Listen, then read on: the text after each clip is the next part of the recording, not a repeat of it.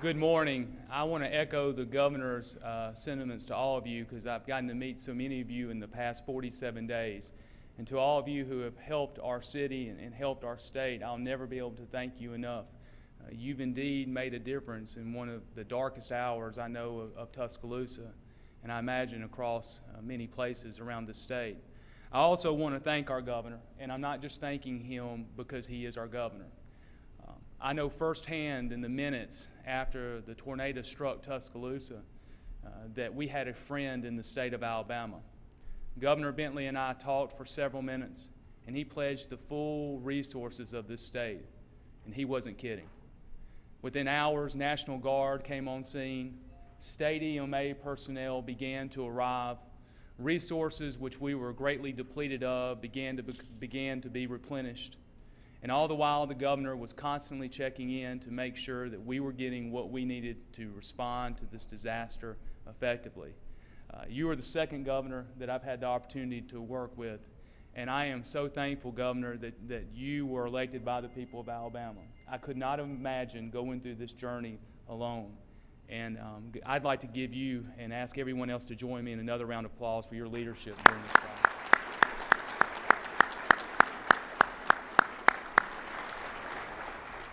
My charge is to tell you a little bit about Tuscaloosa's story, and I imagine most of you know a little bit about it, but I will take the next couple of minutes and share with you what exactly we've experienced.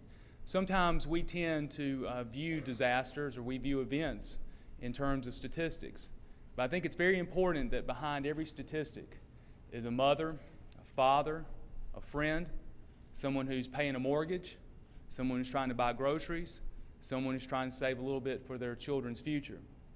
And that's something that when the governor talked about compassion in what we do is very important, because we cannot move at the speed of government.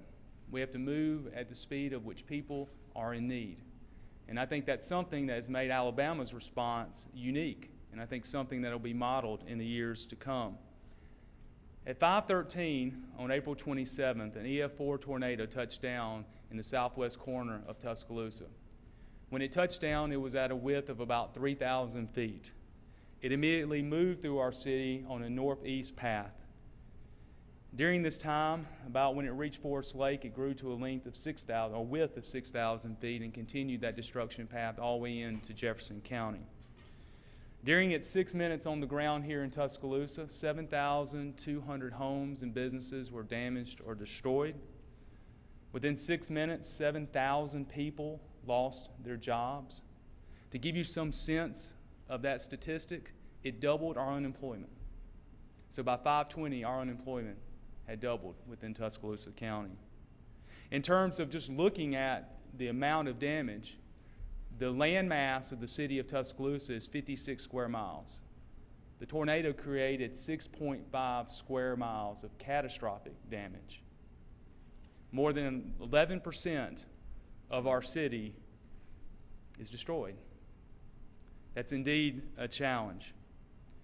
And then through it all, we had 43 citizens lose their lives, and we still have 5 that are missing.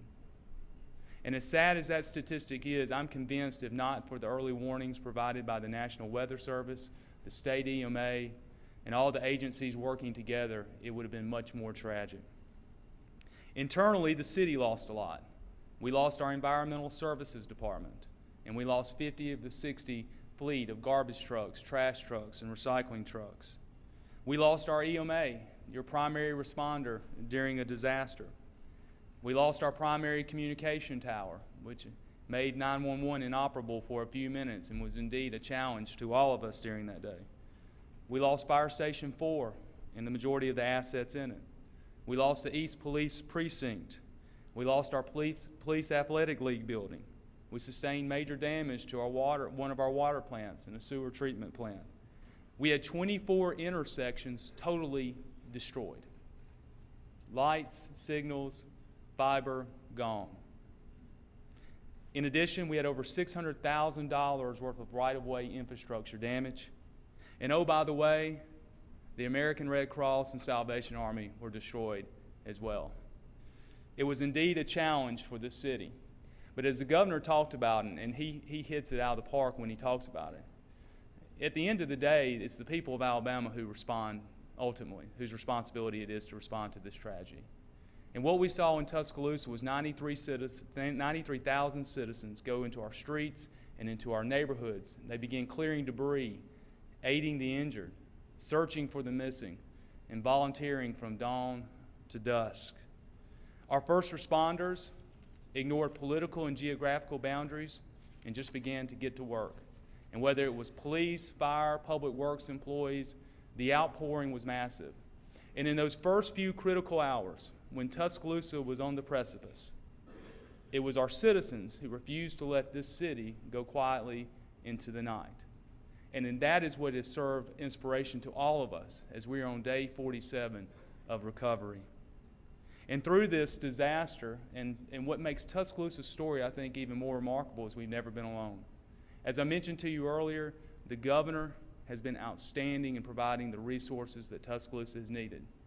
The state EMA, whether it's been Art or Jeff, Brett, the entire staff has been there for the city of Tuscaloosa, giving us the resources, giving us the ideas and knowledge of what we needed to do. We've been glad to have Jim Byard with us from ADECA, who has also been of great assistance to the city of Tuscaloosa. And then we've made some new friends along the way, whether it's been the National Guard, who in the early moments provided law and order in the city of Tuscaloosa, which planted the seeds for us to begin the recovery, to FEMA. And I must say that I've been extremely impressed with the work that FEMA has done here in Tuscaloosa. What I've encountered is dedicated professionals who are committed as we are to rebuilding this great city. I know that in the past, FEMA, for better or for worse, has taken its lumps. But I'll tell anyone and everyone that what we've seen here in Tuscaloosa has been impressive. We have all learned together, but we've all gotten better together. And FEMA, I want to thank you for everything you've done for the citizens of Tuscaloosa. And lastly, it's been our faith. Our faith to know that tomorrow is going to be better than today.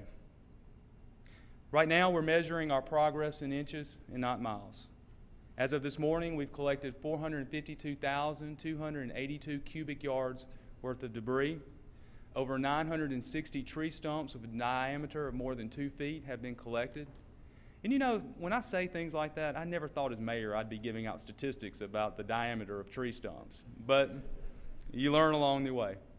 Friday, we closed our shelter, which was a monumental step in the recovery process. And many people from FEMA to HUD to the city worked very hard to make that happen. Our infrastructure is working and operable. And we started our rebuilding plan with Tuscaloosa Forward, which is including dozens of people across this city who are putting together a plan to map out Tuscaloosa's future. We're not going to build back to the status quo. We're going to build back better than ever. We owe it to all those who have lost so much. Let me close by talking about a person and not a statistic. During the course of this event, I've just been amazed by the inspiration that we have found in our citizens. And you're gathered here today really to talk about how can we be safer. I wish we could have done this a couple years ago. Raquel Smith, who was a resident of Rosedale Court, was gathered with her best friend and her 15-month-old daughter as the storm came rolling in. They took shelter in the inner part of the house, as we're all taught to do. Within a few seconds, the storm hit. And when it was over, amidst the rubble, Raquel was the only survivor. Now, can you imagine what that must feel like?